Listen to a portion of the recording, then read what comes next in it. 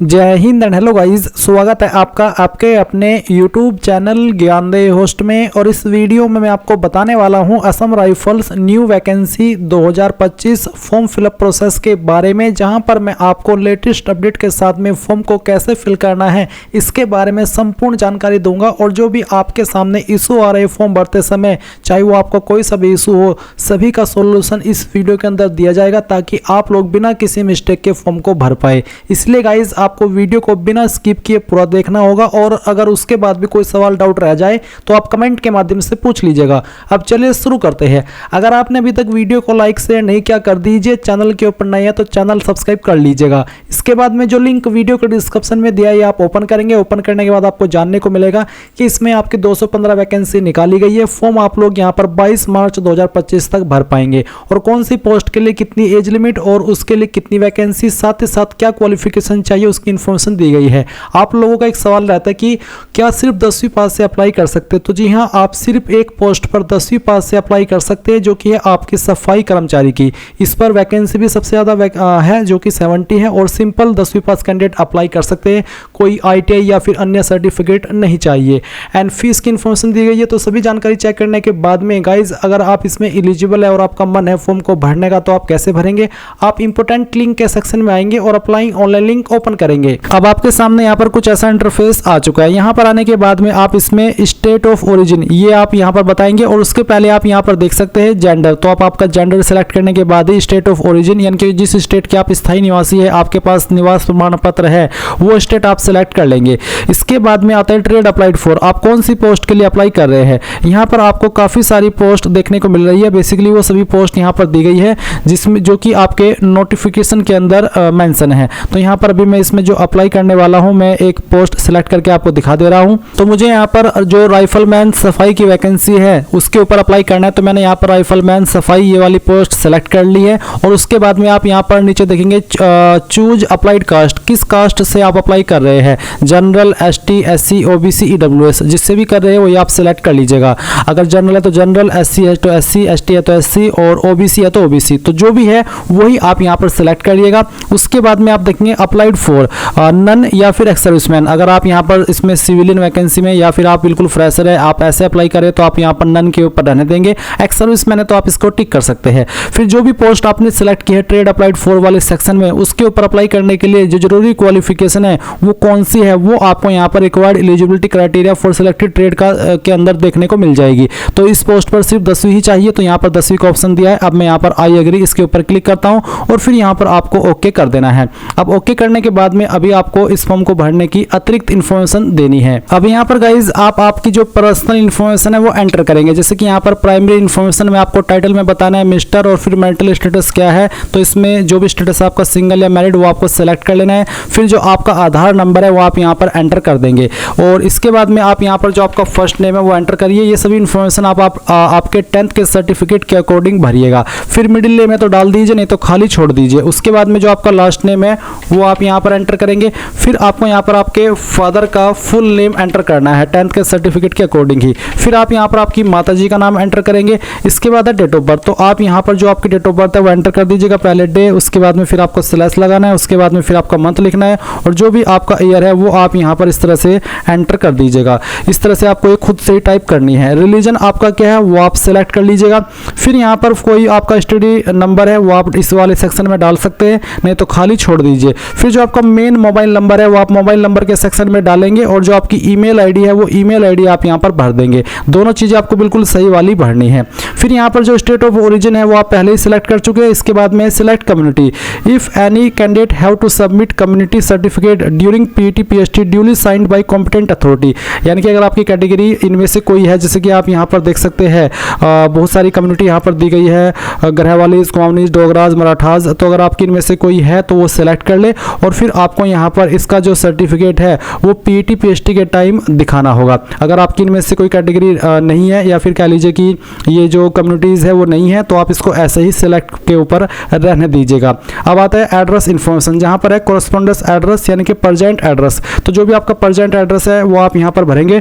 District and state को छोड़ करके बाकी जो आपका एड्रेस है वो एड्रेस आप इस सेक्शन में भरेंगे। और फिर जो आपकी डिस्ट्रिक्ट है वो आप यहाँ पर डिस्ट्रिक्ट वाले सेक्शन में भरिएगा, और स्टेट यहाँ से आपको आपकी सेलेक्ट कर लेनी है। फिर जो आपका पिन कोड है वो भी आपको यहाँ पर डाल देना है। और इसके बाद नीचे आप देखेंगे परमानेंट एड्रेस, और साथ he is permanent address differ from correspondence address, यानी कि अगर आपका परमानेंट एड्रेस और प्रेजेंट एड्रेस अलग अलग है तो आप यहाँ पर इसके ऊपर टिक करके अलग से अपना जो परमानेंट एड्रेस है वो भर सकते हैं। पर अगर आपका प्रेजेंट एड्रेस और परमानेंट एड्रेस सेम है तो आप इसको अनटिक रहने दीजिएगा। इसके बाद में गाइज आप यहाँ पर देखेंगे size for all below documents for upload each should be between 50 से 80 KB, फाइल टाइप JPG, यानी कि यहाँ पर गाइज आपको जो डॉक्यूमेंट अपलोड करने नीचे उनका साइज 50 से 80 KB के बीच में रहना चाहिए और फॉर्मेट JPG का होना चाहिए।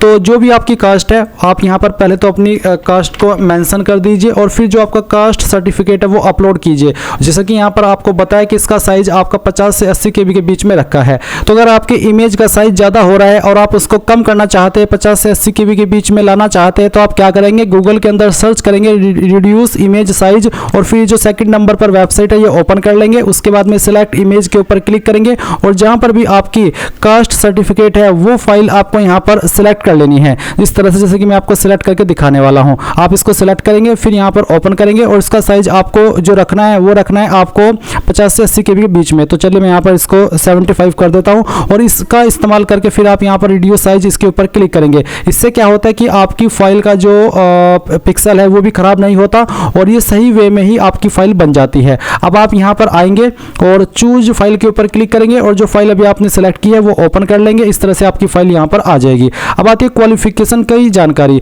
तो ग्रेडिंग सिस्टम, अगर ग्रेडिंग सिस्टम है तो आप इसके ऊपर टिक करिएगा, जो यहां पर टिक करने को बोला है नहीं तो अनटिक कर दीजिए। उसके बाद में आप यहां पर सबसे पहले इसमें 10वीं की इन्फॉर्मेशन भरेंगे। 10वीं आपने किस बोर्ड से की है उस बोर्ड को आपको यहां पर सेलेक्ट कर लेना है। उसके बाद में किस साल के अंदर पास की थी वो साल आपको यहां पर सेलेक्ट करना है। टोटल मार्क्स आपके क्या थे वो यहां पर डाल देना है, कितने नंबर आपको आए थे वो यहां पर डाल देना है और परसेंटेज आपकी कैलकुलेट कर ली जाएगी। इसी प्रकार से अगर आपने 12वीं भी की है और आप उसकी इन्फॉर्मेशन देना चाहते हैं तो आप 12वीं सेलेक्ट कर लेंगे और फिर आपको यहाँ पर सेम वे में आपका जो बोर्ड नेम है वो बताना है। इसमें आपको काफ़ी सारे बोर्ड देखने को मिल जाएंगे और उसके बाद में बताना कि किस साल के अंदर पास कर ली थी। फिर आपको टोटल मार्क्स डालने हैं, कितने नंबर आपको आए थे वो नंबर भी आप यहाँ पर भर दीजिएगा।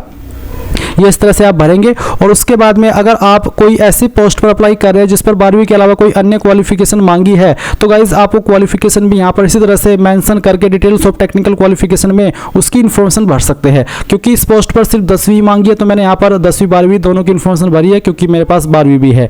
इसके बाद आप नीचे की तरफ आएंगे और आप देखेंगे डिटेल्स ऑफ अदर क्वालिफिकेशन। अगर आपके पास कोई अन्य क्वालिफिकेशन भी है तो आप यहाँ पर उस ट्रेड का नाम या उस कोर्स का नाम लिख दीजिएगा। फिर यहाँ पर उस यूनिवर्सिटी का नाम जहाँ से आपने वो की है और पासिंग ईयर और आपकी मार्क्स या ग्रेड क्या थे वो आप डाल दीजिएगा। नीचे है declaration of result uploading. Are you agree to upload result online, क्या आप जो आपका रिजल्ट है वो ऑनलाइन अपलोड करना चाहते हैं उसके लिए अग्री करते हैं, अगर हाँ तो आप इसको टिक कर दीजिएगा। इसके बाद यहाँ पर recruitment type online departmental government, तो यहाँ पर आपको एडवर्टाइजमेंट अप्लाइड कैंडिडेट देखने को मिलेगा। इसके बाद में आप यहाँ पर देखेंगे डॉक्यूमेंट, तो आपको यहाँ पर आपका फोटो एंड मार्कशीट अपलोड करना है।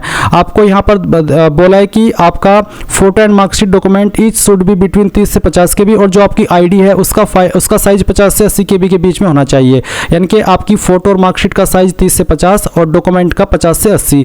तो आप चूज फाइल के ऊपर क्लिक करेंगे और जहां पर भी आपकी फोटो फाइल है वो आपको यहां पर सेलेक्ट करनी है। तो चलिए मैं इस फॉर्म को डेमो के लिए बनाऊं तो एक रैंडम फाइल मैं यहां पर सेलेक्ट कर लेता हूं और आपको इसको अपलोड करके दिखाता हूं। तो यहां पर मैंने फाइल सेलेक्ट कर ली है। उसके बाद में आप यहां पर 10th की जो मार्कशीट है वो सिलेक्ट करेंगे। इसका साइज भी आपका 30 से 50 के बीच में रखा है। तो जहां पर भी मार्कशीट है वो आप सिलेक्ट कर लीजिएगा।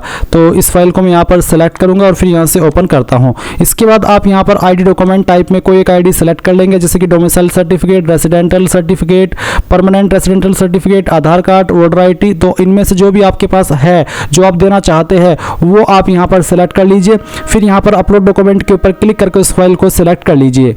इसके बाद आप यहाँ पर देखेंगे criminal proceeding details if any, whether any FIR और criminal case have ever been registered against you. अगर हाँ तो आप इसको टिक करेंगे, नहीं तो आप इसको अनटिक रहने देंगे। Whether any criminal complaint case और FIR और criminal case is pending against you in court of law और with police at the time of submitting the application form. अगर हाँ तो आप इसके ऊपर टिक करेंगे, नहीं तो आप इन सभी को अनटिक रहने देंगे। जो भी आपके ऊपर एप्लीकेबल है उसको टिक कर दे और जो एप्लीकेबल नहीं है, ऐसा कुछ आपके साथ में नहीं हुआ तो उसको अनटिक रहने दे। आप गलती मत मत कर दीजिएगा। आपको लगे कि हाँ यार मैं अगर इनके ऊपर टिक करूंगा तो मेरा रिकॉर्ड साफ होगा, तो ऐसा नहीं है। अगर आप इनको अनटिक रखेंगे तब आपका रिकॉर्ड साफ माना जाएगा। अब आप नीचे की तरफ आएंगे और यहाँ पर आपको ये जो खाली जगह देखने को मिल रही है, इसमें पहले इसका नाम देना है जहाँ से आप फॉर्म को भर रहे हैं, और ये देने के बाद में आप नीचे की तरफ ये जो कैप्चा कोड है वो डालेंगे और फिर सबमिट के ऊपर क्लिक कर देंगे। अब गाइज यहाँ पर आपके सामने जो भी इंफॉर्मेशन आपने भरी है उसका रिव्यू आएगा। आप यहाँ पर रिव्यू एंड एडिट के ऊपर क्लिक करके उसको रिव्यू कर सकते हैं। पर अगर आपको लगे कि यहाँ सभी जानकारी सही है तो फिर आप यहाँ पर फाइनल सबमिट इसके ऊपर क्लिक करेंगे और यहाँ से ओके। अब गाइज आप यहाँ पर देखेंगे कि जो आपका फॉर्म है वो सबमिट हो चुका है। जो कैंडिडेट इस फॉर्म को जनरल ओबीसी से भरेंगे उनके सामने यहाँ पर एक पेमेंट का जो लिंक है वो आएगा। वो यहाँ पर पेमेंट लिंक का इस्तेमाल करते हुए पहले अपनी एप्लीकेशन फीस जमा करेंगे, तब जाकर के उनका फॉर्म कंप्लीट माना जाएगा। और क्योंकि SC/ST के लिए कोई फीस नहीं है इसलिए उनका फॉर्म डायरेक्टली सबमिट हो चुका है। वो प्रिंट एक्नॉलेजमेंट के ऊपर क्लिक करके यहाँ पर अपने फॉर्म को जो प्रिंट है वो कर सकते हैं। ये इन्फॉर्मेशन यहाँ से सेव कर सकते हैं और उसके बाद यहाँ पर क्लोज दी विंडो इसके ऊपर क्लिक कर दीजिएगा। और अगर आप यहाँ पर फॉर्म को रीप्रिंट करना चाहते तो आप रीप्रिंट फॉर्म इसके ऊपर क्लिक करिएगा और जो आपकी ID है या फिर जो आपका ईमेल ID अभी आपने रजिस्टर किया वो यहाँ पर डालिएगा। डेट ऑफ बर्थ अभी आपने जो फॉर्म के अंदर भरी है वो डेट ऑफ बर्थ आप यहाँ पर इसमें डाल दीजिएगा और फिर आप ये कैप्चा कोड डाल करके गेट डिटेल्स के ऊपर जैसे ही क्लिक करेंगे तो अपने फॉर्म का आप जो प्रिंट है वो ले सकते हैं। इस तरह से गाइज आप लोग Assam rifles technical and tradesman new Delhi भर्ती का फॉर्म भरेंगे। आई होप ये प्रोसेस आपको पसंद आया होगा। So thanks for watching. जय हिंद।